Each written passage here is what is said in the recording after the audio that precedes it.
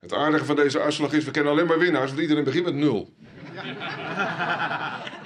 Het CDA, 4129 stemmen. Dat is 25,9%, 8 zetels. Van tevoren hebben we wel een beetje een rekensommetje gemaakt, maar ja, je begint eigenlijk allemaal opnieuw hè, met een herendelingsverkiezing. Maar we zijn echt heel tevreden met 8 zitten. Met die 8 zitten is het CDA de grootste partij van gemeente Waardhoeken worden. Maar de nieuwe partij SAM zwaarde voor de grootste verrassing in die gemeente. Liek als gemeentebelangen hadden ze 6 zitten kregen. Wij hadden een droomscenario 20%. Als een onbekende partij. En gisteren liepen we nog over straat en vroegen we, kent u Sam? Nee, wat is dat?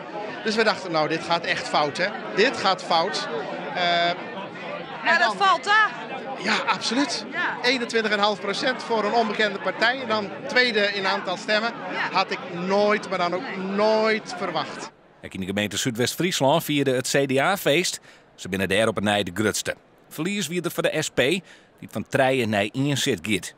Het bewijst ik dat we poerbest het dienen in de afgelopen periode. Een goede fractie, een duidelijk verhaal.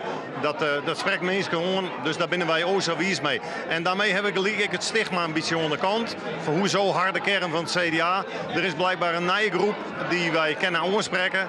En daarom dat er extra zit. Dus daar ben ik zo wies mooi. Hadden we niet verwacht.